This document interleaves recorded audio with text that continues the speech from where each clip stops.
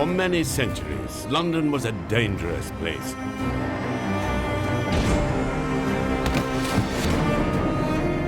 It was a magnet for the very worst kind of people. Jack the Ripper dominated the headlines. But he wasn't the only killer around. Murder was afoot. The fear of death was everywhere. But police had their work cut out to track the culprits down.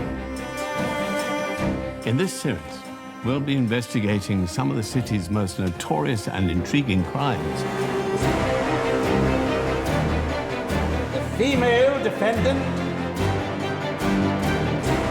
Sexual intrigue, vicious murder, as well as the latest technology, fed the nation's insatiable desire for gruesome stories of London's dark side.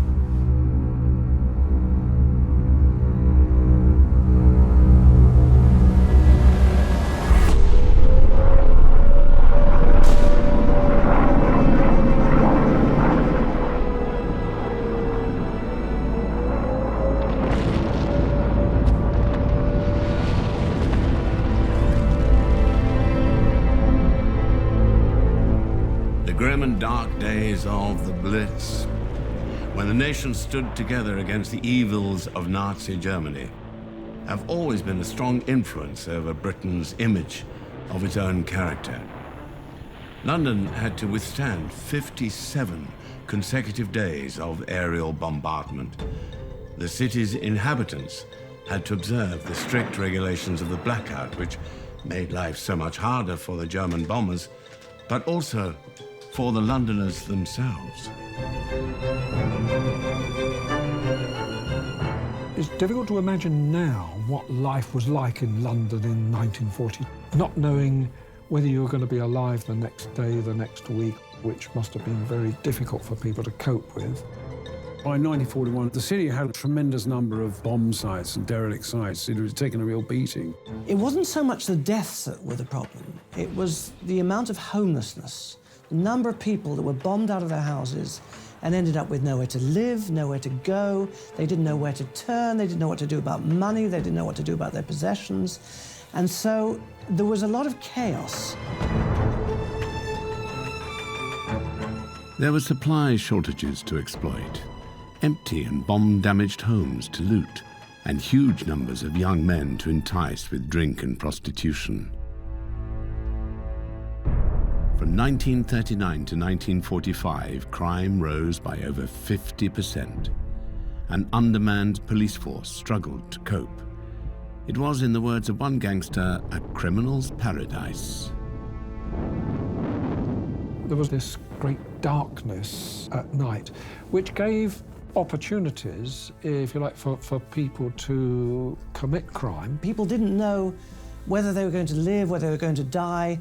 They didn't know how to behave. They started doing things that they'd never done before. So behavior became unusual. Behavior became extreme. The Blackout was tremendously exploited by criminals because with the sound of falling buildings, breaking glass, the criminals were out at the beginning of a raid. They were going to risk the bombing because they could now start blowing safes, blowing in doors, smashing windows. The Blackout concealed darker crimes too. In 1942, Harry Dobkin, a fire watcher from South London, was convicted for the murder of his estranged wife, Rachel. Having vanished the previous year, her body was discovered months later among the ruins of a bombed-out chapel. At first, she was thought just another victim of the Blitz. The police soon revealed his deception, however, and Dobkin was hanged for his crime in January 1943. But his was not the only act of murder disguised by the Blackout. For crime was able to thrive in this blacked-out world.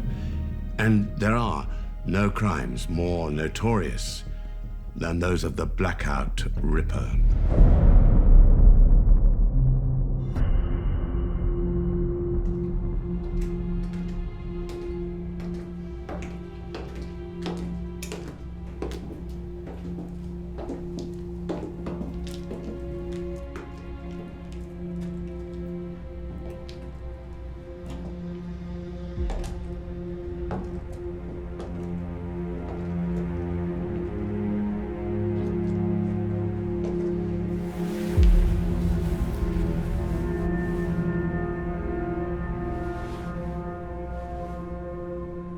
On the morning of Monday, the 9th of February, 1942, Detective Chief Superintendent Frederick Cherrell, otherwise known as the Fingerprint Man, was called to an air raid shelter where the body of a young woman had been found. Frederick Cherrell had been head of the Fingerprints Department since 1938, but despite his seniority, he still insisted on visiting crime scenes himself, always armed with his trusty magnifying glass. On her neck were the telltale marks of strangulation. To Superintendent Cherrell's experienced eyes, the pattern of bruises could mean only one thing. Whoever did this was left-handed. Fred Cherrell was one of the pioneer fingerprint men. It was a very new science for the police, and Cherrell played an important part in the development of the fingerprint department. It's something that we take for granted today, but it was under, Fred Cherrell particularly, where fingerprints and palm prints really became a recognised expertise. And he's one of the people who have really contributed very largely to Scotland Yard's reputation. Fingerprint technology had come a long way since its first usage in the late 19th century. By 1942, the Met's Fingerprint Bureau had thousands of records on file. But records aren't much use without something to compare them to. All police had were the body and the woman's belongings strewn across the cold floor of the bomb shelter. These were sent to Cherrell's fingerprint department at Scotland Yard for further analysis.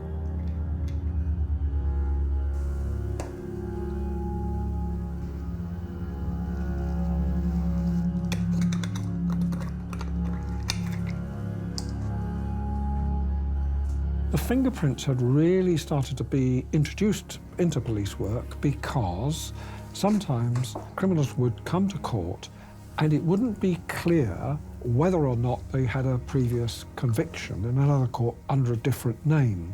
What Frederick Cherrell did was to establish a means of identifying single fingerprints found at crimes.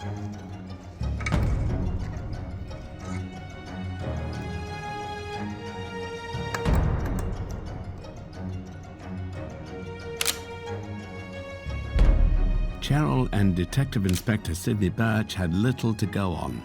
The woman's handbag had been recovered, but it contained no clue as to her identity. They began door-to-door inquiries, armed with a photograph of the dead woman. Nobody recognized her.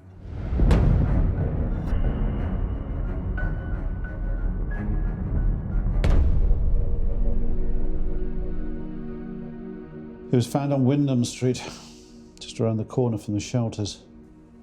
All the prints of the victims. The attacker wore gloves then? It was a cold night. No identity card? DDI Clare has men going door to door. Someone will recognise her. Cast your line into the water enough times And you catch something in the end. Though tragic, the murder of the woman in the bomb shelter seemed another unremarkable case. Cherrell could have no idea, however, what was coming. Prostitution has been called the world's oldest profession. Well, it was certainly a profession that boomed in the war period. The fragility of life under constant aerial bombardment led to a fraying of normal social constrictions, and the influx of Commonwealth and especially American troops meant there was no shortage of potential customers. As today, it was a very dangerous occupation. I think it's fair to say that prostitution has always been with us. It hasn't been unusual throughout history, and it wasn't unusual at this point either. People were going to have a good time, because who knows, then tomorrow they might be dead. There was that kind of attitude, perhaps, which affected how people behaved. Street prostitution didn't become illegal until 1959, so prostitutes, of course, were out on the street. What they would do during the blackout to attract customers, they would use torches, flash that they were sort of available. They would use whistles. And, of course, the bomb shelters and the underground shelters and dark doorways, these were places where they could actually service their customers. Fingerprint analysis of items found at the crime scene had revealed nothing. The killer had probably worn gloves, and they had little else to go on. But although they had made no progress in identifying the killer, one other mystery was soon solved. The police's door-to-door inquiries in the Marylebone area eventually identified the dead woman found in the air raid shelter as Evelyn Hamilton. She was a 40-year-old qualified pharmacist, originally from Newcastle. The post-mortem confirmed that she had been strangled to death. There were no defensive wounds on the body, only scratches on her shoes gave any hint of a struggle. Whatever happened to Evelyn Hamilton, it had been fast and unexpected. But what the police didn't know is that this would be the beginning of a deadly spree in blacked-out London. The days that followed would test Superintendent Cherrell and the Metropolitan Police to the limit. They would soon be faced with ever more terrifying murder scenes and a frustrating lack of evidence to go on. But their persistence meant that any mistake the killer made would be quickly seized upon. When the press became aware of the string of murders, it would spark a frenzy across the capital as another ripper had arrived in London. There was no time to lose.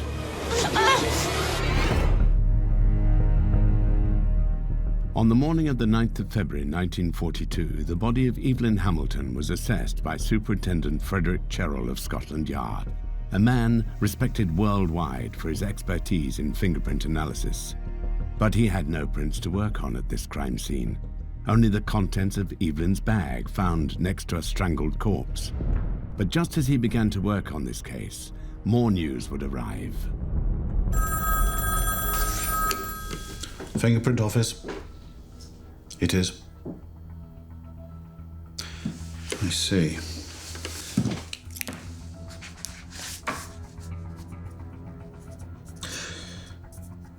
Thank you, Inspector. I'll be there shortly. Across town, a terrible new crime had been uncovered. This crime, by coincidence, also involved a woman named Evelyn. On Tuesday the 10th, Cherrell hurried across town to the bedsit of Evelyn Oatley. What was to be found there would shock even a man as experienced as the superintendent.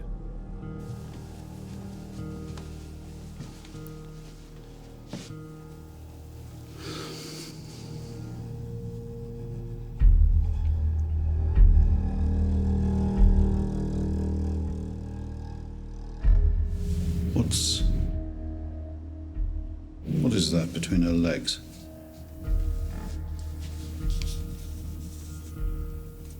It appears to be a torch, sir.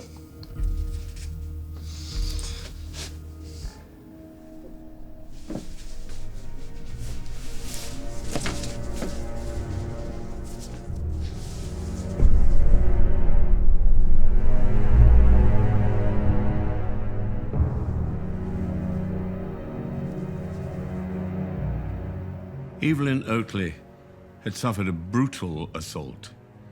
Her killer had attempted to strangle her before cutting her throat with a razor. As she died, he abused her body with curling tongs and then ferociously mutilated her with a can opener. Once he'd finished, he left his cruelly improvised weapons on the bed. Because there were more prostitutes, there were more clients, there was also more danger. This was not an industry that was policed in any way. It was absolutely spontaneous. It was absolutely responding to opportunity and to circumstance. And so there were a lot of dark incidents involving servicemen, involving prostitutes, involving women.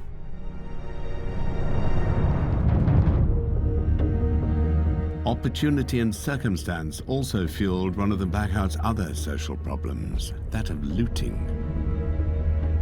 Looting was actually a capital offence, and it was seriously suggested that looters should be shot if caught. This may be a partial explanation why the War Reserve constables were given rifles, not so much to shoot at the enemy, but to shoot at looters. The War Reserve was set up in 1939, and these were volunteers who would supplement the police on the streets. We think today of gun crime as being a great problem in America, and the problem is always said to be, because there's so many guns around, people use them. Well, this happened at this period as well. Young servicemen carried their guns even when they were on leave, and they used them. They used them in all sorts of different circumstances. So, for example, a young man came home on leave, saw his girlfriend in a shelter, lying on a mattress with another man. His instinct was to become furious and to open fire. There was another case where a young man at Oxford University had access to a gun from the shooting club who went mad and started shooting people in the quad. Shot one person dead, hit another. He was found guilty but insane, sent to Broadmoor.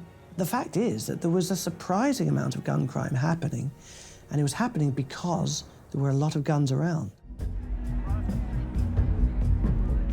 The large number of guns may have been unusual for the British population, but it would have seemed second nature to the influx of American soldiers who'd arrived in the country to fight in World War II. There'd be quite a cultural clash between the two peoples. I think there were a lot of social changes taking place, and one was the Americanization of British culture. American movies, American music. A lot of people really didn't like it at all. They felt it was very cheap. They felt that it was very superficial and it had no place in a much richer British culture. But one unusual manifestation of this was what became known as the cleft chin murder. One of the American GIs who found himself stationed in London was a man named Carl Hulton.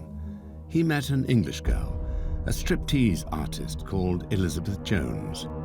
There was an instant magnetism, but this attraction, however, would prove ultimately fatal. I think she was probably impressed by this great American Army truck that Hulton drove, which was actually stolen. And she had this fantasy that she wanted excitement and a life of crime. She thought, well, perhaps they could be a bit like Bonnie and Clyde, I suppose. Instead of tackling banks, their first target was a girl riding a bicycle who Carl pushed off the bicycle and took her purse. The second was a hitchhiker. Hulton hit her over the head with an iron bar and left her by the ditch of a canal. They took her money and again went back in the truck to Hammersmith. Fortunately, the young woman survived. After this series of petty crimes, Hulton and Jones decided they would profit more from the robbery of a London black taxi driver. The unlucky victim was a man named George Edward Heath, whose defining feature was his cleft chin. They asked him for a ride to Chiswick, for which he charged them 10 shillings, which was a lot of money in those days for a taxi ride. Eventually, they asked to be put off, and Hulton had a loaded gun and shot him. The two of them robbed him. They took his purse, they took his money, coins, identification papers, petrol coupons. These were all thrown out of the car, and they drove back to London. The body was found sometime later. George Heath was identified. His car was missing, but they knew that it was RD 5353, and that was circulated to the police who were on the lookout for it. They were easily arrested. They were brought to trial. They ran a cutthroat defense. They both blamed the other one for what went on. Hulton was found guilty and executed. Jones was found guilty and sentenced to death. but she actually wasn't executed. Her death sentence was commuted, and actually she only died in the 1980s. But the public feeling of revulsion, of anger at these events was so great that graffiti started appearing saying that she should be executed, you know, hang her, started appearing on walls. And this was a very, very odd little case of these two people who had, you know, considered themselves gangsters. They wanted to live the American gangster lifestyle. George Orwell even wrote about them in his essay The Decline of the English Murder, and wrote, "There is no depth of feeling in it. The background was not domesticity, but the life of the dance hall and the false values of the American film." He goes on, "Jones declared that she wanted to do something dangerous, like being a gun moll. Hulton described himself as a big-time Chicago gangster." He concludes by saying, "Perhaps it's significant that the most talked-of English murder in recent years should have been committed by an American and an English girl who'd become partly Americanized." The Cleft Chin murder appalled a nation that expected its citizens to band together in a time of war. But the Blackout Ripper case was a different beast entirely. 2 bodies had been found, and if the police couldn't catch the killer quickly, terror could return to the London streets, which hadn't been seen since the days of Jack the Ripper.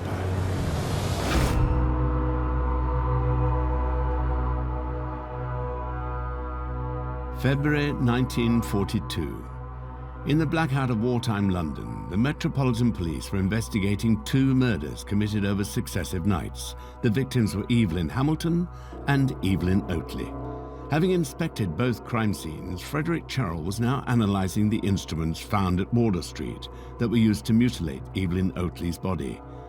As of yet, there was no reason to think that the 2 murders were linked, but this was all about to change. The killer had left a clue.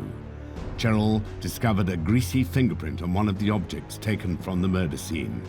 As he lifted the print, he noticed something. Ah, Inspector. Sorry to bother you so late. No, I'm afraid no matches yet. But there was something. You heard about that business on Wardour Street? Yes, that's right. It's nothing perhaps, but it seems that was a left-handed job as well. Inspector Cherrell finally had a bit of evidence to work with, a fingerprint of the killer. But now began the laborious task of going through all the records in Scotland Yard in the hope of finding a match. The police believed that if they could find a match, then they would be solving 2 murders at the same time. The police were convinced very, very quickly, because of the way the bodies were mutilated, the weapons that were used, that they were linked. The murderer had caused sort of particular injuries to the victims, so it was clear that there were significant things that they had in common with each other. So it was very clear that they were looking for one person who was extremely dangerous, was attacking women frequently.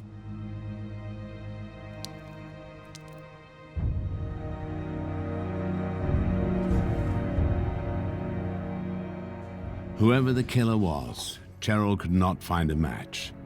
For the next 2 days, no more bodies were found, but Cherrell knew a killer of such sadism would not stop of his own free will. Either the killer had died, moved on, or he had killed again, and the body lay alone undiscovered. Life continued in the capital as it always does, and on that Thursday night, 3 particular women prepared to leave their homes. One of them would not return.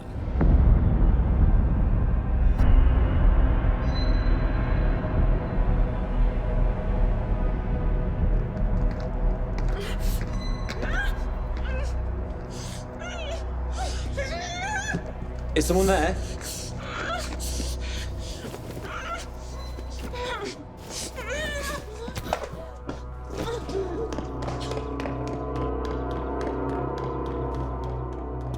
Mary was saved by chance. An 18-year-old night porter was passing by a doorway in St. Albans Street when he spotted the flash of an electric torch. When the young porter called out, the Blackout Ripper sprinted down the street, disappearing into the night. Mary was left barely conscious, but alive. The Blackout Ripper had been frustrated. He hadn't satisfied the overwhelming craving he had awoken within him. It urged him on. And so fixed was his mind on this one desire, he didn't realize he'd made a crucial mistake.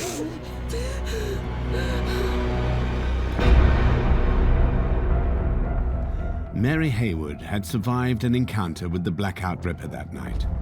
The next woman that he came into contact with was a prostitute named Catherine Mulcahy. They met in Piccadilly and traveled to her flat in Marble Arch.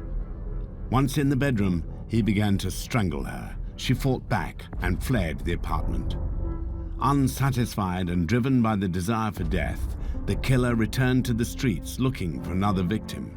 This time he would not be denied. Margaret Lowe did not look anything like the image of a typical prostitute. Other women who worked the streets agreed. She dressed too conservatively and spoke with too much refinement.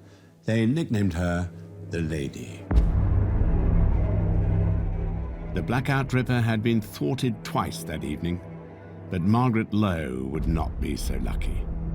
Her friends and neighbors became concerned that they hadn't seen her for a while. Eventually, a call was made to Frederick Cherrell. He arrived to find a scene even worse than the one at Wardour Street. The killer had completed a frenzied attack. He had cut deep into the flesh of her thigh. Her abdomen had been ripped open, exposing her intestines and internal organs. The knife and the razor he had scavenged from the kitchen were left on the body.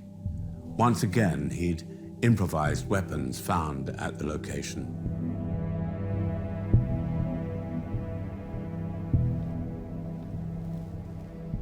What about the candle? Found inside the victim. They're right-handed prints. I did notice.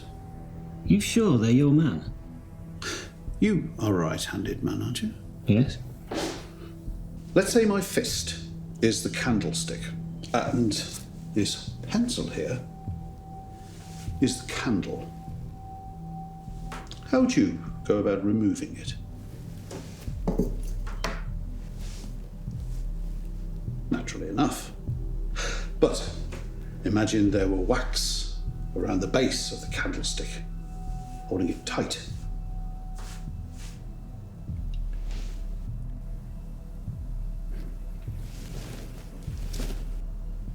You see?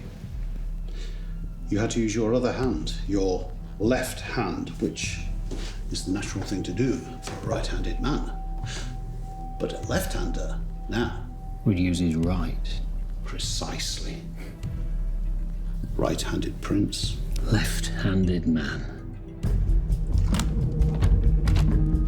Birch and Cherrell now had 3 murders to deal with, and the drive to find a fingerprint match was even more intense. Fortunately, the Fingerprint Bureau at Scotland Yard had been a leading innovator in this new science. But no matter how good the system had become, there was no guarantee that the killer had a previous record on file. When the fingerprints were first started, they were used to actually identify criminals appearing in the court process. But some people thought it ought to be possible to take a finger mark left at the scene of the crime and then match it up. So they developed silver powder, which would be brushable with a very soft brush. You would have had to use tape. That would have been put on a glass slide. Then that would have been photographed. Many of the major developments in the study of fingerprints had not actually been made in Britain, but in India by a man named Edward Henry, who devised what became known as the Henry classification system.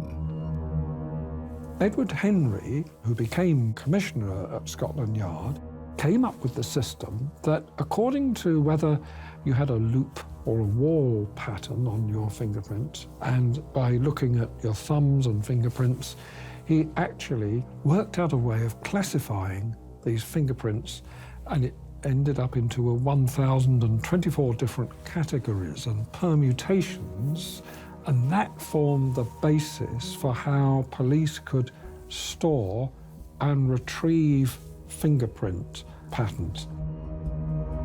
At that time, you have points of comparison, similarity in arches, wells and loops. It was a long process, but of course, within a very short time, you then get fingerprints being sent by wireless, and of course today, much more scientific.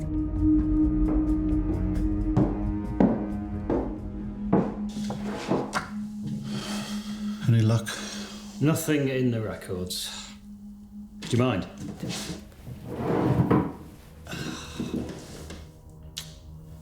It was a long shot. Yes. One cannot help wondering what he might be doing tonight, though. It's never best to think on that, Fred. We're doing all we can. No. No, you're right. Let's cast our lines again tomorrow. See what we can catch.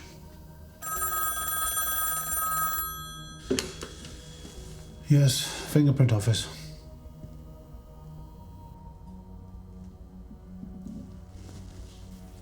Thank you. There's been another one, Birch. We're on our way. Cheryl and Birch raced across London to a fresh murder scene. The Blackout Ripper was showing no sign of slowing down. How many victims would there be before he was finally caught?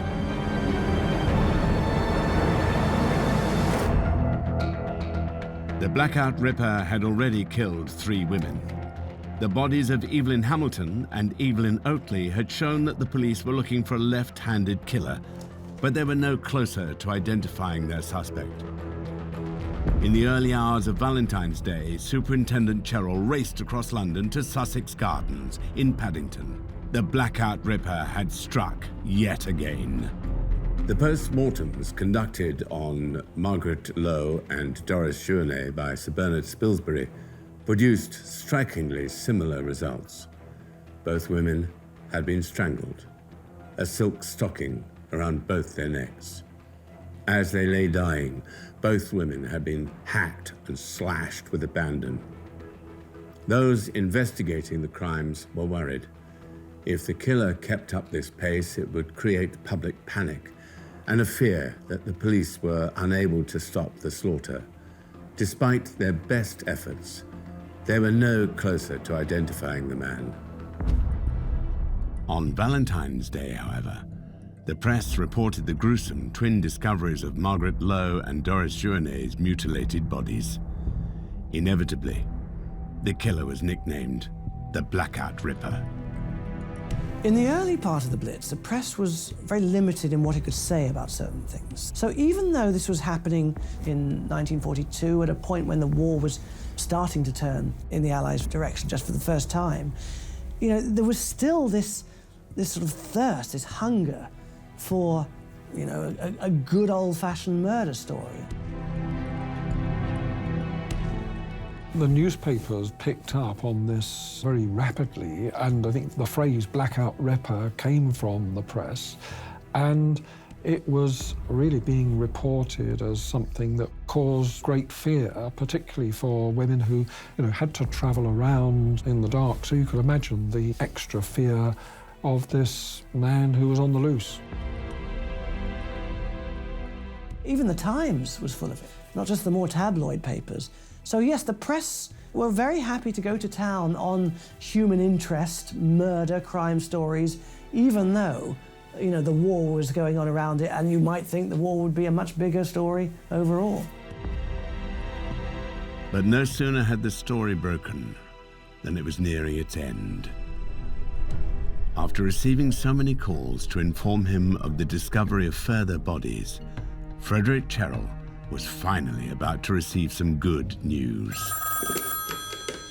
Fingerprint office? What? How? The Blackout Ripper had made a crucial error. It hadn't been at one of the murder scenes, but when he'd been thwarted in his attack on Mary Haywood. The night porter, who turned up at just the right time to save Mary, found a serviceman's respirator had been left behind by the assailant. It had the number 525987 printed on it. The night porter delivered the respirator and the injured Mary to the police station on Savile Row. Thinking at first it was just an assault they were investigating, no connection was made to the Blackout Ripper. But the police did contact the RAF and traced the respirator's owner. It was a young man named Gordon Frederick Cummins. He was 27 and had been in the Royal Air Force for over 6 years. Cummins was married, but he had a reputation amongst his fellows for drinking and womanizing. He was often out and furtively sneaking back in late after curfew. He was nicknamed the Count or the Duke because of his impeccable manners and claims of noble descent, but it was all a total sham. He was from a modest background in Yorkshire. None of his family suspected he had a darker side. After another night on the town, Cummins returned to his barracks early in the morning. The police were soon there too. They took him to West End Central Police Station, where they questioned him about the attack on Mary Haywood. Cummins was charged with assault. He was soon under suspicion of far worse. In Cummins' quarters, police had found a pen personalized with the initials of Doris Journet.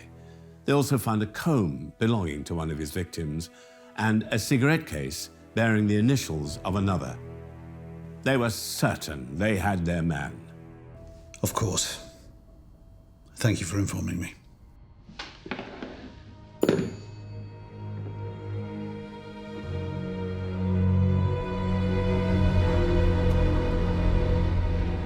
On the 17th of February, the day before his 28th birthday, Cummins appeared at Bow Street Police Court to be charged with the murders. It was at this stage that Cummins was fingerprinted by Superintendent Fred Cherrell. He signed his name, Cherrell noted, with his left hand.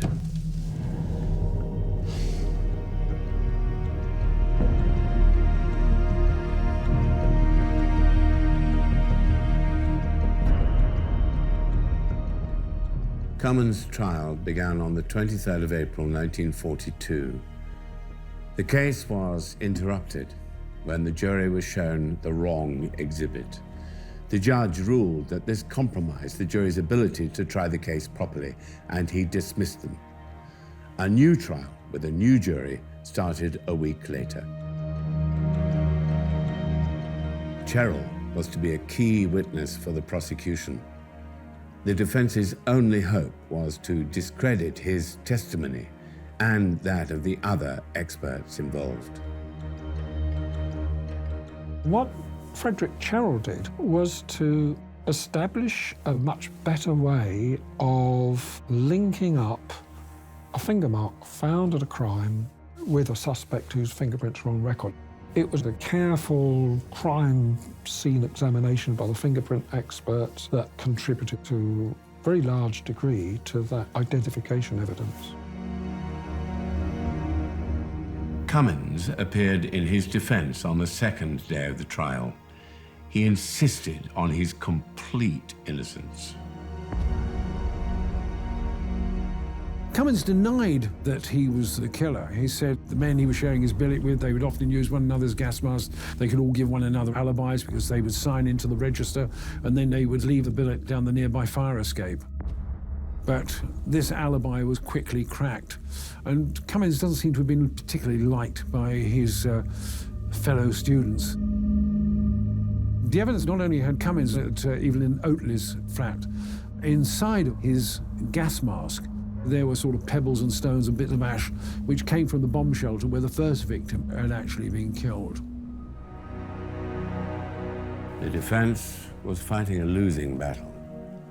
The judge clearly gave more credence to the prosecution case, calling the fingerprint evidence an important, if not essential, link, and Cherrell probably the greatest expert on fingerprints in the kingdom. The jury retired to consider their verdict at 4 p.m. and returned just 35 minutes later. Cummins was found guilty and sentenced to death. He continued to insist on his innocence and appealed, of course, but that was rejected. London would be that little bit safer once again. The population of the capital, however, was still wary. Crime was still an issue, and although Britain, along with Allied forces, was on the attack against a retreating German army, the threat of aerial bombardment still lingered. These were turbulent times. The Blitz was a real time of extremes. It forced people to behave in ways that they hadn't behaved in before. People behaved very, very well. They actually, found themselves with empathy for each other in a way they never had before. But they also broke rules, they broke laws, they pushed moral boundaries. So people were pushing out in all sorts of different directions, opportunities opening up for good and for bad. This was a time when people were pulling together at the same time as they were pulling apart.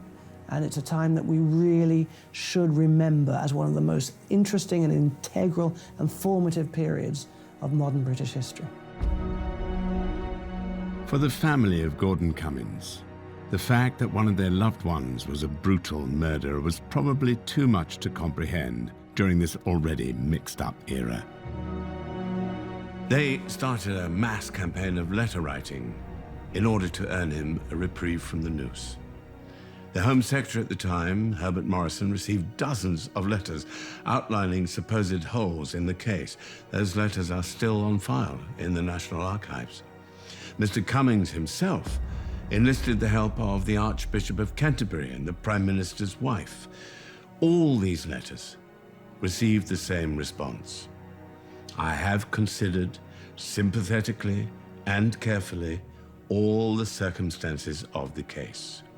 I regret I have failed to discover any grounds which justify me in advising His Majesty to interfere with the due course of the law.